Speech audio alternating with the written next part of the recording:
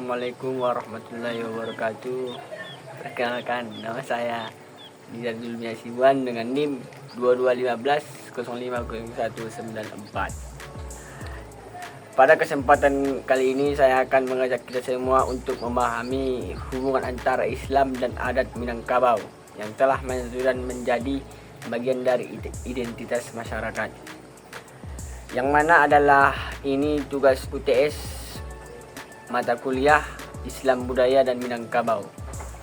Tidak hanya sekedar penyesuaian antara dua sistem nilai yang beradab, namun merupakan proses panjang yang melibatkan penyatuan prinsip pengakuan dan pembaharuan yang menjadikan keduanya yang saling melengkapi. Kita akan membahas latar belakang sejarah, proses perdamaian dan ungkapan penting yang menjadi dasar integrasi ini. Baik, pertama-tama mari kita pahami teori konflik dan integrasi dalam perspektif kebudayaan. Teori konflik menjelaskan bahwa ketika dua sistem nilai atau budaya bertemu, mereka akan mengalami gesekan karena adanya perbedaan prinsip atau kepentingan dalam konteks Minangkabau. Konflik ini terjadi antara nilai-nilai adat yang sudah lama dianut dengan nilai-nilai Islam yang masuk melalui para pedagang dan ulama sekitar abad ke-14. Namun teori integrasi juga menyebutkan bahwa konflik ini tidak terjadi selalu berakhir dengan kemenangan salah satu pihak. Dalam banyak kasus, kedua budaya justru bisa saling beradaptasi, bahkan menyatu. Di Minangkabau, proses integrasi antara adat dan Islam berlangsung cukup panjang melalui integrasi yang intens antara masyarakat adat dan para ulama. Kedua pihak akhirnya menemukan kepahaman bahwa nilai-nilai Islam tidak perlu menggantikan adat, tetapi justru dapat memperkuatnya. Hal ini menciptakan bentuk budaya baru yang disebut sebagai akulturasi, di mana unsur-unsur budaya Islam diterima tanpa menghilangkan identitas adat Minangkabau. Selama proses ini terjadi juga asimilasi, yaitu penyerapan unsur-unsur tertentu dari Islam ke dalam adat Minangkabau. Misalnya dalam praktik pernikahan, hukum waris, dan tata cara kehidupan sehari-hari yang diatur oleh syariat. Dengan demikian, teori konflik dan integrasi membantu kita memahami bagaimana dua nilai yang awalnya berbeda bisa mencapai harmoni tanpa harus kehilangan jati diri masing-masing.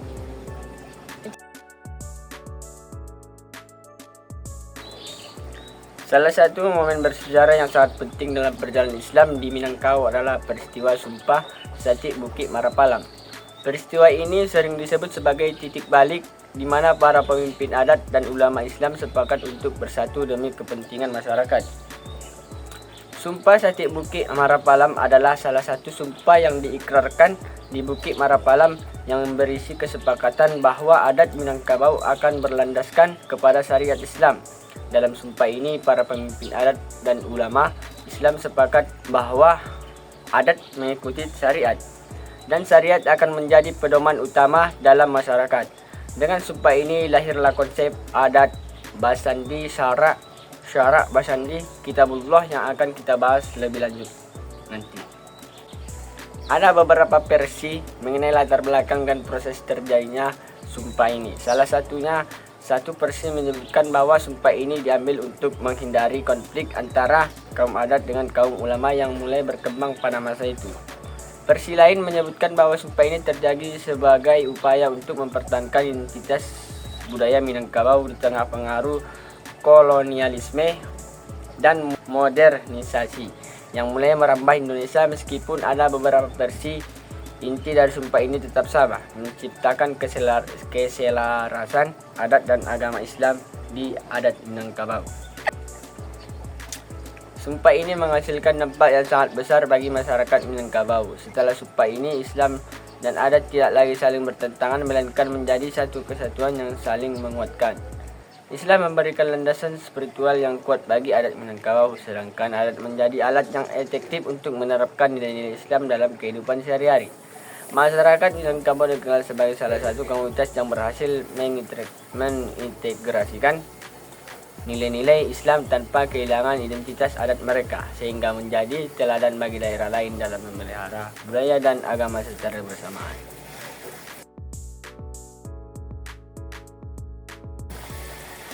Terdapat beberapa ungkapan penting yang mencerminkan integrasi antara Islam dan adat Minangkabau. Ketiga ungkapan ini hanya memiliki makna filosofis tetapi juga berfungsi sebagai prinsip utama dalam kehidupan masyarakat Minangkabau. Yang pertama, adat bersandi syarak bersandi kitabullah. Ungkapan ini berarti bahwa adat berlandaskan pada syariat Islam dan syariat berlandaskan pada kitabullah atau Al-Quran. Ungkapan ini menegaskan bahwa seluruh aspek kehidupan masyarakat Minangkabau berpegang pada ajaran Islam. Dengan Al-Quran sebagai sumber hukum tertinggi, fungsi utama dari prinsip ini adalah untuk memastikan bahwa adat Minangkabau tidak bertentangan sebagai nilai-nilai Islam dan bahwa setiap aspek kehidupan mereka sejalan dengan ajaran agama. Prinsip ini mengajarkan bahwa adat harus selalu berjalan dengan tuntunan syariat sehingga tercipta keseimbangan agama dan budaya. Adapun yang kedua, adat dan qawi, syarat dan lazim. Artinya adalah adat yang kuat dan syarat yang wajib diikuti. Dalam ungkapan ini digambarkan sebagai warisan budaya yang kuat dan kokoh yang diwariskan oleh leluhur, sementara syarak atau syariat adalah kewajiban agama yang tidak boleh ditinggalkan. Fungsi dari prinsip ini adalah untuk menunjukkan bahwa kekuatan adat Minangkabau tetap terjaga selama sesuai dengan ajaran Islam. Jadi meskipun adat merupakan budaya yang diwariskan secara turun-temurun, ia harus tetap dipertahankan selama tidak bertentangan dengan ajaran Islam. Prinsip ini mengajarkan bahwa pentingnya menyeimbangkan antara menjaga adat yang telah ada dan tetap mematuhi ajaran agama. Adapun yang ketiga, syarak mengatok, adat memakai. Maknanya adalah syarak memberikan perintah dan adat melaksanakan. Ungkapan ini menunjukkan bahwa syariat Islam adalah pedoman utama yang menentukan apa yang benar dan yang salah. Sedangkan adat berfungsi sebagai cara untuk melaksanakan syariat tersebut dalam kehidupan sehari-hari.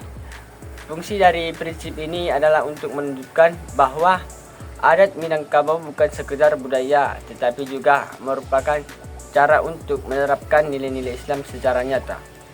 Dengan kata lain, adat menjadi perpanjangan dari syariat Islam, di mana setiap aturan dan adat Minangkabau berpedoman pada ajaran Islam. Ketiga ungkapan ini memperlihatkan bahwa adat Minangkabau telah menyatu dengan nilai-nilai Islam, sehingga keduanya tidak lagi terpisah tetapi saling mendukung. Islam menjadi pondasi spiritual dan moral, sedangkan adat menjadi bentuk nyata dalam pelaksanaan nilai-nilai tersebut. Integrasi ini menciptakan identitas yang unik bagi masyarakat Minangkabau, di mana adat dan Islam tidak hanya hidup berdampingan tetapi telah menjadi kesatuan yang harmonis.